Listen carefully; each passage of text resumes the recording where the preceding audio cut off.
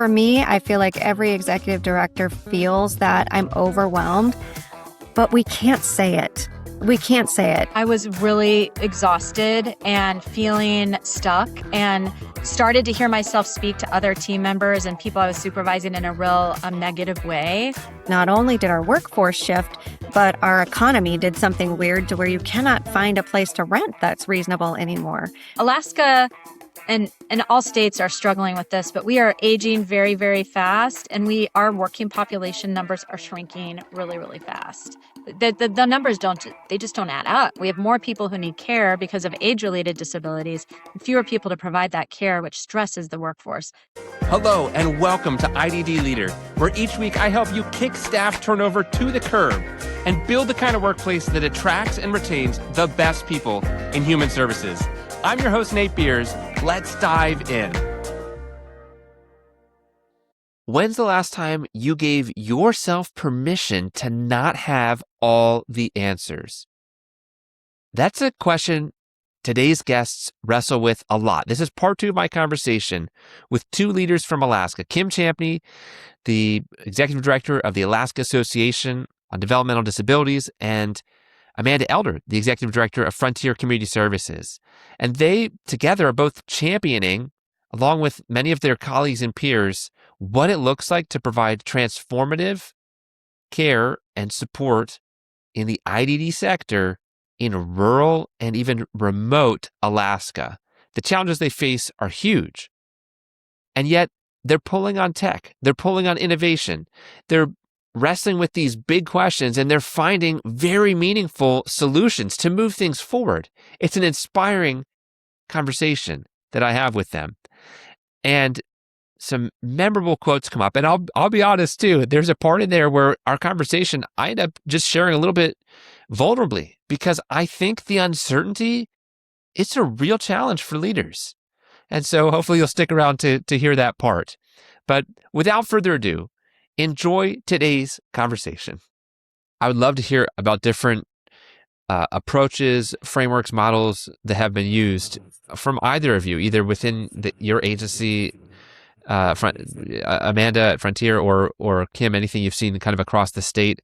The only one that I know off the top of my head, besides already mentioning that you've kind of taken the NADSP model and done that there, but that we haven't talked about at all yet, was I think you guys have done some work with Good Life, who I consider friends, or at least very, very friendly acquaintances. I have so much respect for the work they do, but that really gets at workforce. I would love to hear either anything about that or kind of take it in a different direction, but any type of innovative, particularly around workforce initiatives, and how have they turned out, or how are they going if they're very much in process still?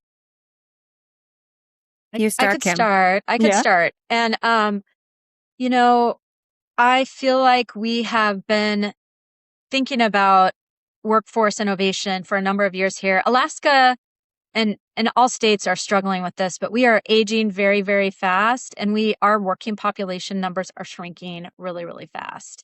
The numbers just don't add up. We have more people who need care because of age-related disabilities and fewer people to provide that care, which stresses the workforce. We saw this demographic coming 5 years ago. And so one of the things that, as a provider association, and even we have some great funders in our state that have funded some pilots, we've really looked toward technology. And would I say that we have done it? We have not done it, whatever it is. I think there's a great awareness that technology is part of the future. I think Good Life, we're well prepared for the next step in Good Life, which is remote supports and remote monitoring. We currently do not have technology in our waiver, but our state leadership knows that has to be added. We've been laying that groundwork. So some of the things we've looked at are tools like Map Habit. I don't know if you're familiar with Map Habit, but we've done several pilots with Map Habit, and it's just like it sounds, map habits. And so you take a routine, like a morning routine, and it's a tablet-based app that can create a video that prompts somebody through their morning routine. Now that sounds fairly simple, but it's very complex to shift the mindset of the DSP, of the frontline supervisor, of the person receiving supports, that because our system, we don't have managed care in Alaska. We probably won't. I mean, at value-based care, I don't know. We have a small population, so that it's challenging to figure out how to make that work in Alaska. So our our system incentivizes dependence. You get incentivized to bill for somebody. And right now that's billing for, like, if a human's in the room for the most part, with some exceptions. And so to change the mindset of like, wow, instead of this person coming to your apartment in the mornings to help you through your morning routine, you're going to learn how to use this tablet to help you through your morning routine. And it's going to be fun. It's going to have music you love and you design it. And your staff person's going to help you learn how to use it. Like, just shifting that mindset. So I guess when I think about innovation, the work that I've been trying to think about, a lot of it has been around, how do we create a paradigm where it's okay that technology is a part of the day and a part of the service support, that it's not, I'm losing my DSP. It's like, I have control and independence in my day. And the DSP or the agency is embracing that, because there's more work and more need than you will ever be able to meet right now. And so we in our state have rural health transformation funding, an extensive amount of it that, we've been at least awarded initially.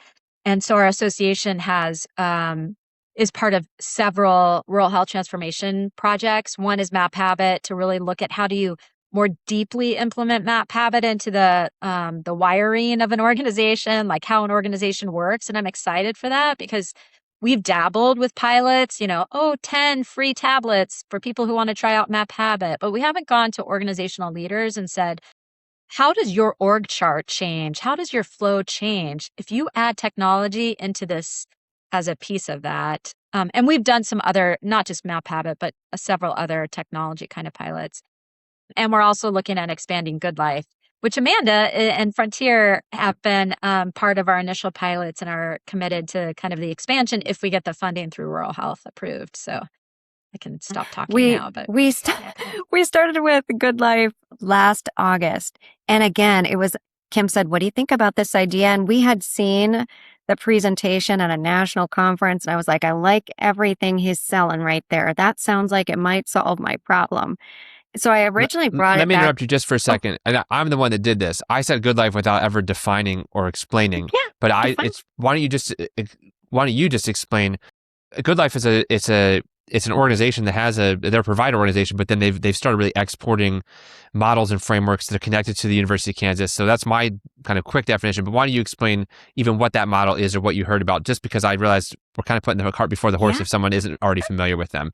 And then go ahead. I don't want to hear the rest of it. Yeah, there's two phases of Good Life. The first, they market it as like a scheduling model for consistency, because we do have such a struggle with workforce that if you do a 24-hour model and have 3 8-hour shifts coming in, it's a lot of people in someone's life and it's not consistent. And what we have learned and what they have known for many, many, many years is that people are changing. It's not just a workforce shortage, but it's after COVID, something happened to where working 5 days a week is almost impossible for our direct support professionals. People need time during the work week to have life for themselves. So this 3-day-a-week work model that are 12-hour shifts, and in our agency, we also partner with a 4-day, 12-hour work model, seems like it gives DSPs this work-life balance, because we're asking them to do a job like no other job. Like even writing a job description for a DSP, you can't put everything in there. They're expected to do so incredibly much. And it's an emotional job. It's a physical job. It's an unpredictable job that they're doing. So we switched first to the model because, number one, it would give consistency for our DSPs. You're going to get the same days, same 12-hour shifts, same location. They know exactly what they're getting. And the people we support now have a little bit more consistency. So building in those natural days off for direct support professionals has been really good for the most part. Okay, nice. And then you said there's two parts. Did you want to share what the other one is, or I'd love to know what? Well, the second phase is what Kim was talking about, which is the remote monitoring. How do Oh, you yes, have yeah, this yeah, hybrid model of someone coming on site? Because not everyone needs 24-hour care right now. But we have a lot of 24-hour care just because not only did our workforce shift, but our economy did something weird to where you cannot find a place to rent that's reasonable anymore. So we have a lot of people in these 24-hour models that really don't need that level of support. So to be able to introduce remote supports in conjunction will again kind of give the people we support too a break from us. Like, could you imagine having someone assisting you all the time? You don't yeah, need us all the time. yeah. There's a whole significant segment of people that do receive supports, need supports, but don't necessarily need 24-hour a day, 7-day a week support, and sometimes far less than that. Yeah. So yeah, so are you guys, is this something that, well, it sounds like the funding setup hasn't caught up to this at all yet, as far as, you're it's the old staffing model as far as how it's like set up from the waiver side of it. But I'm curious, Amanda, have you guys been able to experiment at all with some of that, like care when you need it, but not all the time thing, or not yet? It's just still kind of in the pipeline. Well, that rural transformation project, they allowed us to dream as Okay. providers. And I submitted 10 letters of dreams, 10 big dreams, and three of them were selected for me to apply for. And one of them is Kim is doing more of the remote monitoring with our IDD population. Mine is remote monitoring for our elders Hmm. because they are a fiercely independent group who do not really want us around ever, but they do want assistance with certain things. So I would Sure. love to see how remote monitoring would help them maintain their independence and safety as long as possible. Because in Alaska, we've got really cold winters, 20 below, and we've got elders tucked into every nook and cranny of, a homestead property. Remote monitoring would be perfect for them, and they're going to have a lot of verbal feedback about what doesn't work. So I really wanted to start with that population first. Nice. Is it underway, or it just is in the early stages? Hopefully I get We're- selected. Yeah, Okay. Okay. the funding approvals are due mid-July. So then we'll know. So we're just a couple weeks away from launching Uh, some of these. Um, I was going to share that I feel like one of the values a provider association can have is to um, have some of the capacity to coordinate and manage these pilots. I mean, Good Life. Amanda and I were at the same conference when we heard Good Life. This was like 3 years ago at Anchor, and we're like, "Well, that is very interesting." And so we brought Mike in to present at a provider conference, and then we were like, "We should maybe see if some agencies want to dig into it a little bit more." And so, what I would say to provider organization leaders who are listening, if you aren't involved with your provider association, your state provider association, you should be. And provider associations, I think there are some that really focus on legislative advocacy, and that's one of the main things they do. I would say, I think because of my background as a provider, we lean into some of these pilots that inform our system, and then what we can do is demonstrate to our state what's possible. So, where the state will be slow, they concerned about the risk, maybe they don't even know how to set it up. We can bring somebody in like Good Life that's done remote monitoring for years. We demonstrate that it's successful. We'll have rural health for, 2 to 3 years of solid data to hand to our state, along with policies and procedures that are already, in place that we can just modify for Alaska. And who else is going to do that? You yeah. could have a large provider that maybe is going to coordinate a pilot, but I think that the role of the provider association, we all get together and providers, you hear the trends, like here's a trend. Wow, we don't have enough workers. People are open to technology. Let's see if we can bring something in that tests that out with leaders like Amanda, who are not afraid of risk and failure. And Yeah. it's such a win-win for everybody. That sounds pretty inspiring. I mean, it sounds exciting. I feel like we're getting the the early chapters on this particular story, and I can't wait to see what continues to get written as this thing unfolds. This is maybe switching gears just a little bit. If you could go back and tell your earlier self a piece of permission, maybe not so much advice or strategy, but permission, because we've been really leaning in on this whole theme of innovation. What would that be if you're giving yourself permission? I thought about this one for a long time, and it's tough because I don't give myself a lot of permission for anything. But I think the permission to be okay without not having all the answers. We talk a lot about strategic plans. What's your strategic plan? It just doesn't often line up that concretely in black and white. So give yourself permission to kind of roll with it sometimes. I mean, you will have a desired goal or outcome you're seeking, but maybe that path is not step 1, 2, 3, and 4. Yeah. I thought about this question too. I thought this was a challenging one. And I guess it was really to that it's okay to think outside the box, that we don't have to necessarily like you said early on, Nate, like what if somebody says, well, we can't do that here. And that's just not possible here. And I think that my earlier self maybe didn't say, why not enough? Why can't we do that? Like, what are the barriers? Now I'm in a position where I can, if somebody says, well, we can't do that here, I can say, well, tell me more about that. And I'm in this role where I have some space from the day to day, but I think in the day to day, I wish I had said more like, why do we do it that way? And what's another way of doing it? So that might be what I would say. Yeah.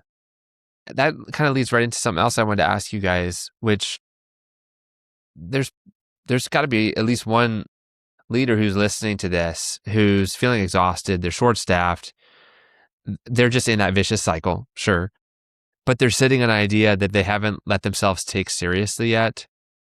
And I'm curious, what would you say to that person? So this brought me back to a time in my career when I was really exhausted and feeling stuck, and started to hear myself speak to other team members and people I was supervising in a real negative way. And it was just somewhat fortunate that I ended up working with a coach. And I think that it's super helpful to have, whether it's an executive coach or a mentor, that's somebody. I just had the opportunity to do a different pilot through AADD. And part of the pilot was assigning these emerging leaders mentors. And for me, that wasn't even the main part of the pilot. It was kind of this, oh yeah, we could try that. And when I got their reflections at the end of this pilot, it was this employment emerging leaders, the mentor impact on their confidence and seeing themselves as leaders, and that they could do these really big projects that they had in mind. It was the mentor.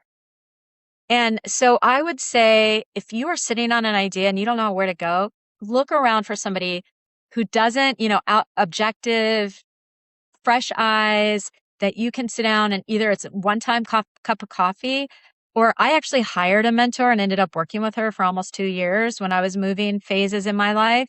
And it was transformational for me. And if you have the resources to do it, or you can negotiate that with, your employer, I just can't recommend that enough.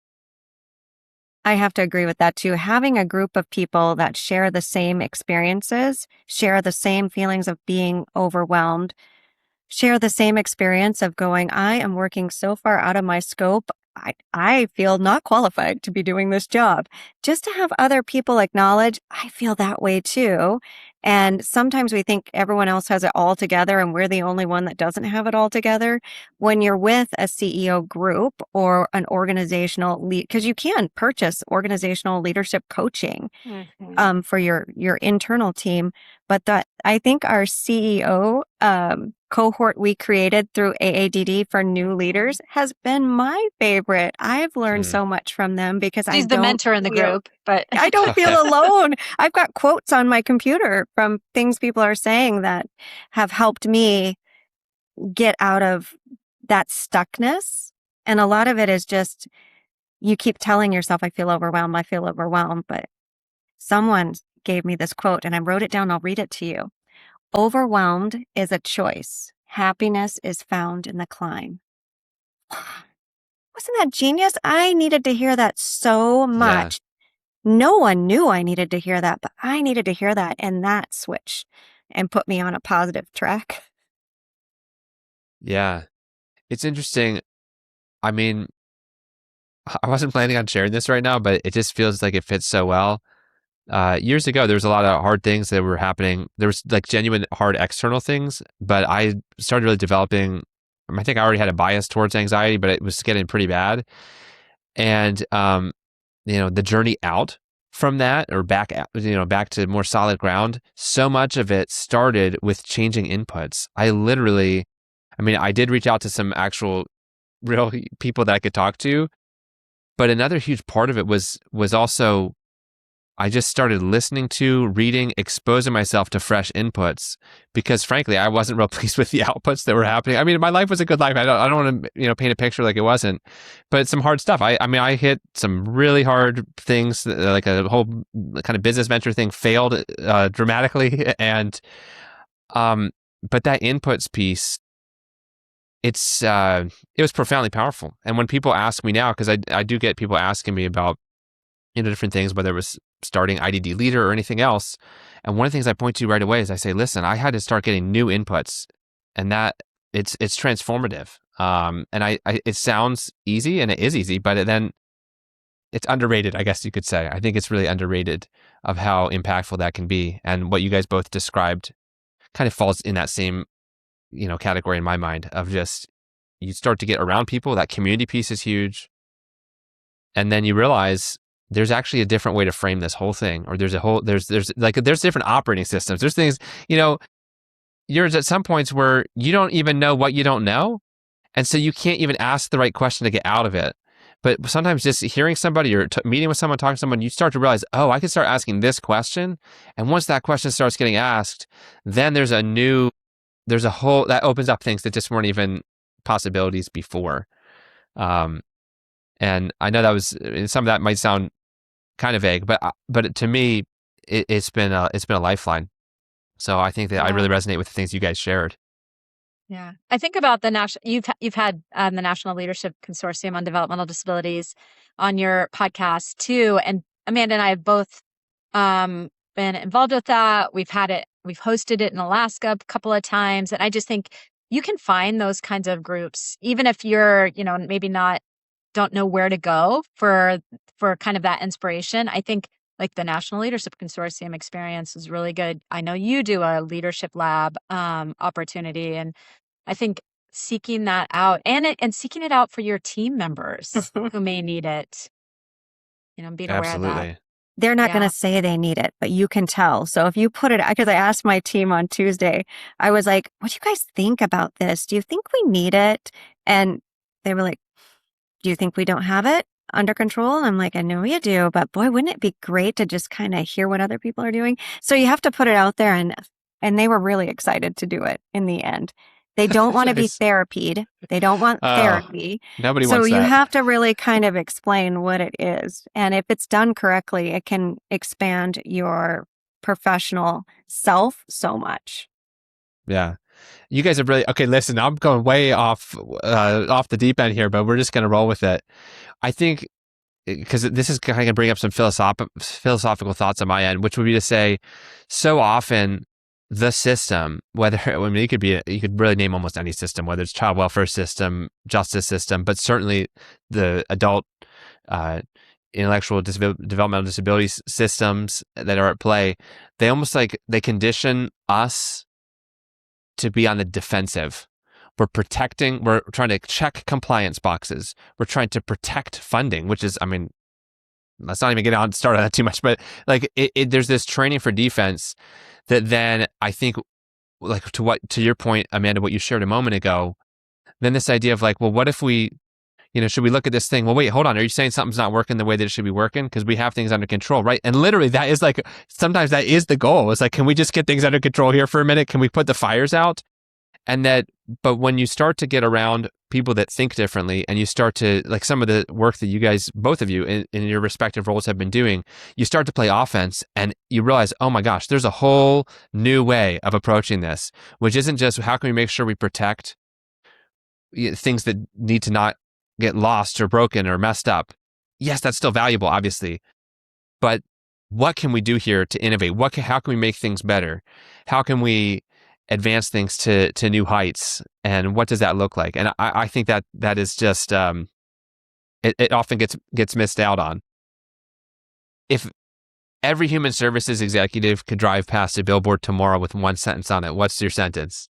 I go back to the one I said, that overwhelmed is a choice. It really is a choice, and happiness is found in the climb. For me, I feel like every executive director feels that I'm overwhelmed, but we can't say it. We can't say it because, like Kim was saying, if we perpetuate this feeling of overwhelm, then everyone around us feels overwhelmed, and we get stuck in the overwhelmed circle, and we're not going to try something different. So for me, that would be my quote.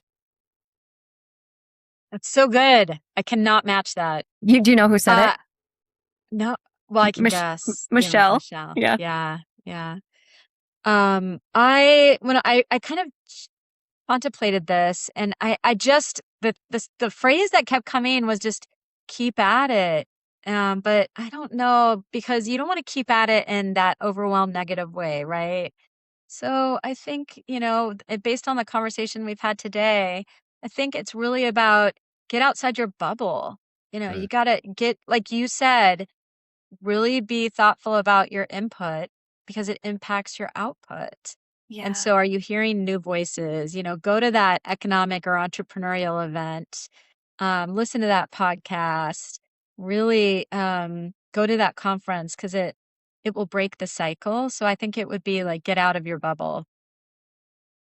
There was an old cartoon I used to watch with my kids. They're in their 30s now, but I loved it. We watched it over and over, and he was an inventor and very creative, and he was showing off one of his inventions, and one of his older family members said, "From failure, we learn. From success, not so much." Yeah. So I'd always say that to my kids. So wise. I actually have a pilot going on right now that if you just took it at face value, you would say it's failing.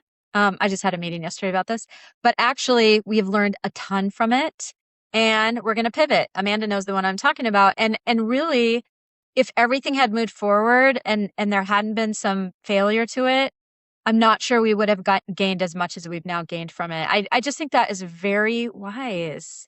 It was a good Learned cartoon. so much from failure. Yeah.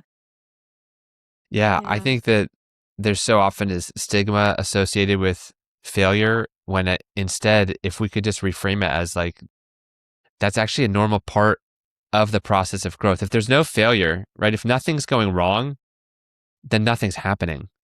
I mean, it's the only, progress and growth and transformation, it's not neat and tidy all the time.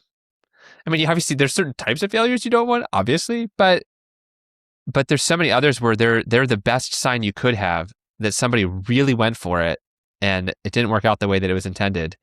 But it becomes such an important learning moment, and it's all data for how to make things better in the future anyhow. So right. let me ask you this, and I think we'll wrap it up with this one. But 5 years from now, when you look back at this season, the different things you're experimenting with, the pilots, we're at an exciting moment with this rural health transformation stuff that you were sharing about. But what's one thing that you feel like you think right now you'll be most grateful that you didn't give up on it? So this is a good one. This is a really good one. Do you want to go first, Amanda? Or can I? Yeah. Because it just resonated so hard in my heart. It's encouraging the people that I'm surrounded with of their potential. Like, I think about Kyle's story, and I'm most proud that I pushed him outside of his comfort zone to recognize his full potential. And same with Michelle and everyone else I support. I'm most proud of those moments when I can see somebody see their strength that maybe hasn't been recognized and hasn't been cultivated and built up. And then when they take it and they make it awesome, I love that moment. I love that moment. Sweet. You're in the right job. What I thought about is something Amanda has been a part of and many other people in Alaska, and we call it our shared vision. And it's this group of people that I've been meeting for the last 8 years or so, talking about how do we create a world where people with disabilities truly live the lives they choose, they with the support they direct. And it includes, meaningful lives in their homes, their jobs, and their communities. And we've been having meetings on this literally for 8 years. And there are dark times. Like sometimes it's like, wow, like a person with lived experience will come in and talk about what's happening in his life. And the rest of us are like, what have we been working on for 6 years? And this person is still experiencing this. And then there are other times where we have wins. And I think that I'll look back and say, I'm so glad we continue to meet every month. We meet every month. And we have these conversations, and it's not always clear what the way forward is, but we continue to say, how can we do this? How can everybody live the life they want to live? And it's been this really collaborative, collective thing that I think feeds a lot of us. And I think I'll look back and say it was really good that we kept that shared vision project going. So That's phenomenal. There is something to be said for just the power of staying with it. Now, obviously, not everything's worth that. There's certain things we certainly need to pivot away from, but like compound interest with investing money, it often feels like it's just the same thing every month or every day or every week.